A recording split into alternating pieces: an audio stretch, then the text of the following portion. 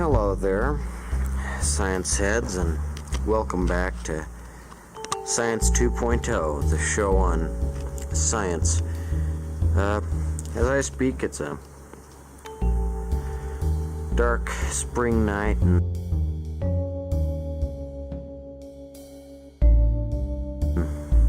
the lights in the house across the way have all lit up, giving those homes that familial glow.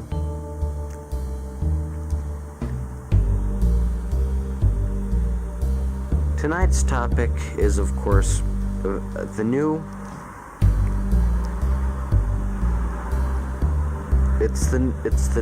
Avengers movie.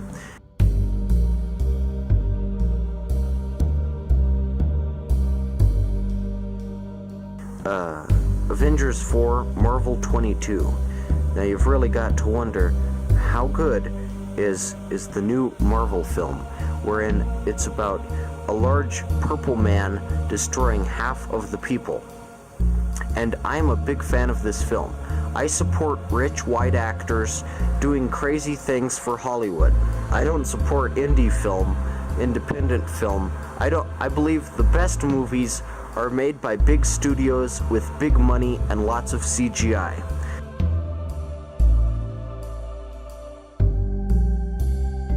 So, in this movie, we follow the amazing adventures of Thor, played by Chris Hemsworth, who's a Norse god with an Australian accent, because that makes sense.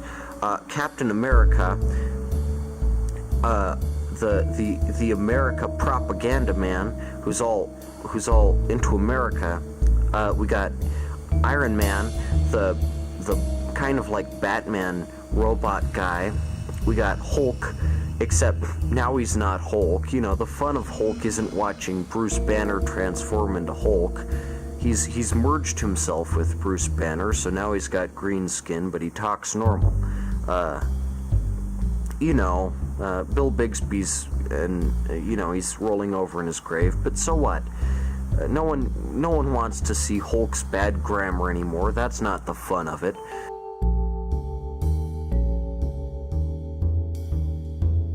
Now he talks like an Ivy League graduate, and I say that's a better Hulk. And then, of course, we've got the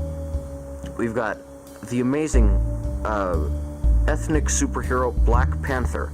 Boy, I sure can't watch a superhero movie unless it has all ethnicities.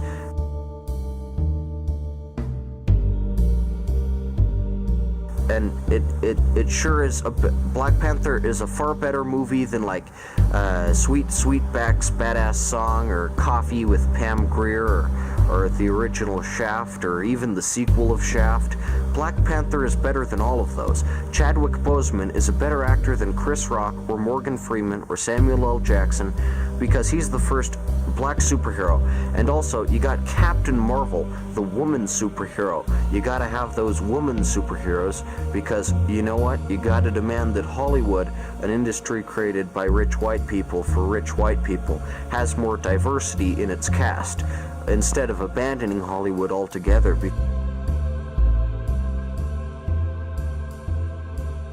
Because the Oscars are boring, because there's only 10 movies every year made by big studios with almost no connection to people with real lives. But anyway, Avengers Endgame is the total sum of all the Black Panther, Captain Marvel, the whole Marvel universe. And I think it's really sad that Stan Lee, the creator of Marvel Comics, is dead, He created the Fantastic Four, Spider-Man, and Hulk, and then abandoned his company after 1975 and just left it to a bunch of other people who, and then for the last 10 years of his life, his only job was to appear for about 5 seconds in every movie based on characters that he invented.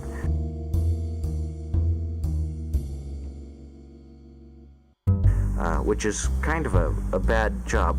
But anyway, now his goal, I'm sure, has come to fruition. Yes, what began as a parody of superhero comics, Marvel, with Spider-Man and Hulk, superheroes that were meant to be crazy and goofy, have now become the most important and incredible superhero movies of all time.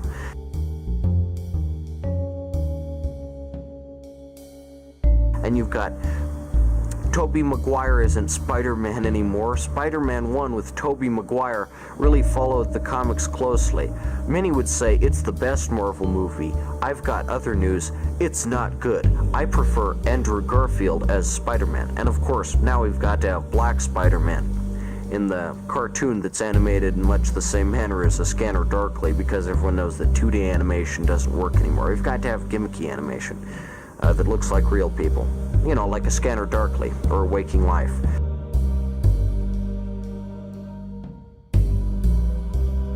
But anywho, so we've got that, and then we've got Doctor Strange, the Benedict Cumberbatch superhero. And then we've got Nick Fury, the eye patch wearing kick-ass fella, and we've got the most amazing fight, and we got Ant-Man, the man who gets all tiny. And in the trailer for Ant-Man and the Wasp, it has the gimmick. This time, stuff gets big as well as tiny. Because in the first Ant-Man, stuff just got tiny. Now it also gets big, like Ant-Man turns into like a huge giant.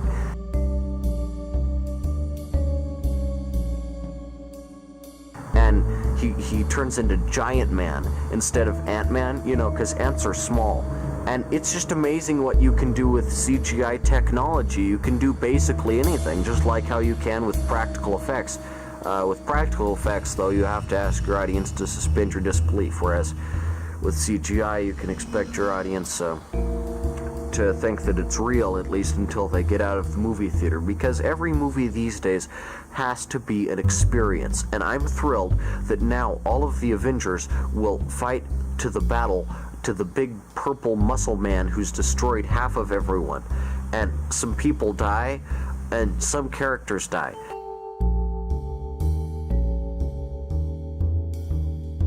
And I'm sure this is what Stan Lee was really going for when he invented Spider-Man back in 1960.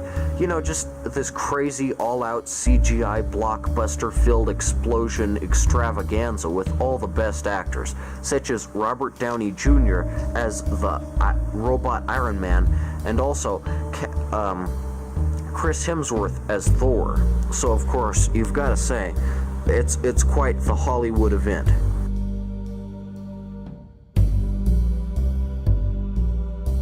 You know, today I went to the gas pump at the local gas station, and they have these TVs on the gas pump, you know, because you can't go for 10 minutes without continuous entertainment streamed at your face hole. So they have these TVs on the gas pump, which I have always thought is a nifty invention. And this news flash comes on. It says Avengers Endgame has made so much money, and I think good for Marvel, good for Disney. Good for Disney, which bought up Marvel and ruined the prospect of there being a good Marvel universe. And I thought, wow, I never would have known Avengers Endgame didn't exist if this gas pump hadn't told me it existed. It's not as if it's the only movie that's been on for a month because everyone wants to see it for some reason.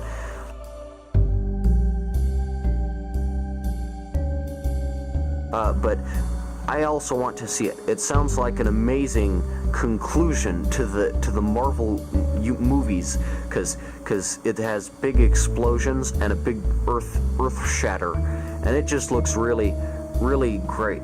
And also, I've been watching Avengers forever now, and I think, superheroes, boy, they never got old after police stopped being corrupt and Prohibition. You know, they're still relevant after 1960.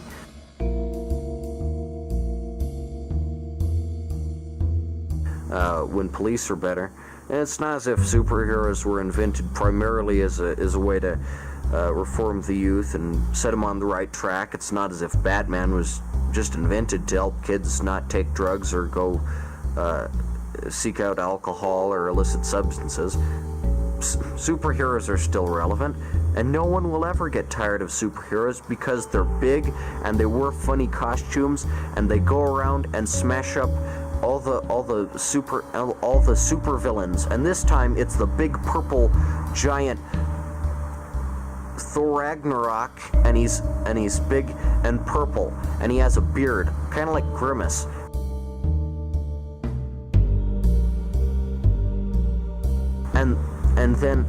And then that's not very funny. Lots of people have compared him to Grimace, but then all the Avengers end up saving the day because they're the good ones, and then Thanos is the bad one, and then they all win.